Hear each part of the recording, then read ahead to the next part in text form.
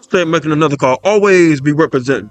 As a follower of Christ, we gotta represent the walk. Smell like the walk. Always. Galatians 6:9. And let us not be weary in well doing, for in due season we shall reap if we faint not. We shall reap if we faint not. I've gotten lazy in the walk, right? With reading my word and praying before, right?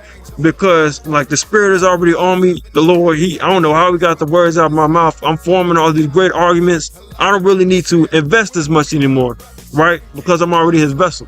But now I'm getting on that high horse that basically I already know. I'm feeling like I know all the aspects to the Lord's glory. I don't need to read upon anything anymore because I'm good. I'm gravy, I already know what I'm supposed to do. I already can move how I'm supposed to move. But the thing is, I was in a good spot then, but he didn't intend for it to be me forever.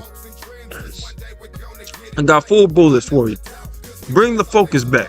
Be transformed. Get rid of that routine mindset. And 4, push with all you got. I'm going to talk about number 1, bring the focus back. Galatians 4:17 through 18. Those people are zealous to win you over, but for no good. What they want is to alienate you from us, so that you may have zeal only for them. It's fine to be zealous, provided the purpose is good. And to be so always, not just when I'm with you. Paul was talking to the church of Galatia, but they were enforcing, follow the law, follow the law, follow the law. And Paul was exclaiming, the law is good, but stop doing that. You're condemning people. Condemnation is of the devil. He was explaining that without talking about the grace of God. You're causing damage. Your witness is being reduced. And I would like to say for myself, my witness has been reduced because, I've lived in that perfectionist mindset. Basically, like I'm going to follow the law, striving to be perfect. The Lord don't call us to be perfect. He calls us to pursue righteousness. So that's really not I need to work on, and it's kind of hard to explain something different to somebody else if I'm always pursuing like, well, this the law, like I'm doing good right now. And what happens when I severely stumble? Or then I don't know the Lord's grace, and then I don't know the Lord's character like that because I'm just like, pursue the law. And that's the issue with telling people, do to this, do to that, do to this. That's good.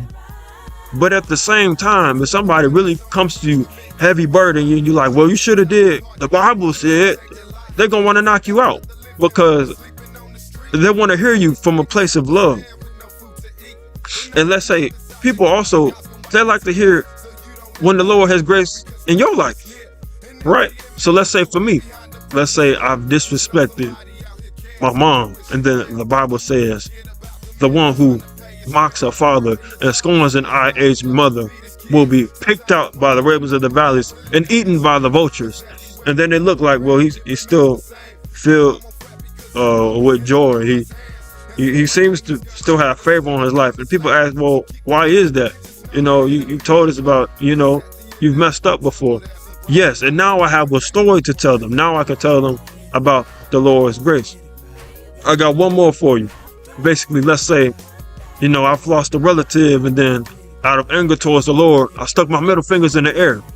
They're like, dude, you should have been struck down for that. Like, you should have died for that, but I know. But at the same time, I can tell them about how the Lord has had grace on my life. Yes, that wasn't the right way to move. That was a haste movement.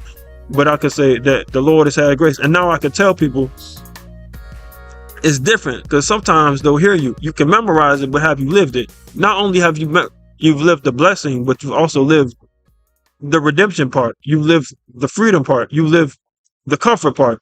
You live the being father part. You see what I'm saying? And this brings me to my second point, being transformed. Now, when I spend time, and this is why we're so zealous, but in a place of condemnation, do to this, do to that. And the thing is, with being transformed, when you spend time in prayer, spend time in worship, and then you begin to understand his character. And then watch this, that it's no longer about condemnation, but since you know him for yourself, that when you go back and attempt to tell them about the Lord's goodness, and they bring up to you questions, Now I can actually give them real spirit-filled answered because I know the behavior of the Lord. Number 3, I said leave the routine mindset behind. So many times we do prayer as breakfast, lunch, dinner. Man, read the Bible 7 a.m., 9 p.m. And I'm not knocking y'all for this because it's easy to fall into. And a lot of people fall into the same trap. And we young, we're just following what we see. But the thing is, when you actually spend time, right, circling back to being transformed, it's no longer about that routine, but you find yourself investing more. You find yourself, I want to be with my creator. I want to be more getting to move different. And then it becomes more apparent to you, wow, we in a spiritual war. And then I got to make sure that I always always reflect Christ, always, right? That basically I'm going to be in my prayer all the time. It's real souls that need to be saved. I'm going to read my Bible. I'm going to make sure that I learn upon the Lord's word. I'm going to make sure that I'm being transformed by the Lord's word. Make sure that I be able to witness effectively. Make sure that I do reflect Christ in my behavior. Make sure that they smell my spirit and be pulled more towards the light. I'm going to make sure that I'm in worship. Make sure that I'm cleansed. Right? That's what happens when you're in the routine mindset. And I kind of led it to my other bullet. Push with all you got. We have to make sure the reason why we always represent is every action we do, every action that we don't do plants a seed. We have to be so conscientious that everything we do, either to bring them closer to God's glory or to bring them further away, or let's say keeps them in their naiveness, because it's not further away. The fact is they don't know, because the Lord has hit us with grace. He's hit us with mercy. He has transformed us, but at the same time they don't know.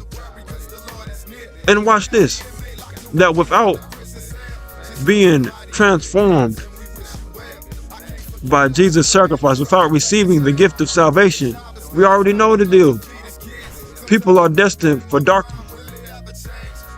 So I'm like, man, I gotta make sure I'm always grinding, always diving into the word, always going into the world and proclaiming, always making sure that I reflect Christ. And then with the spiritual things, it becomes like your mindset becomes the power of it.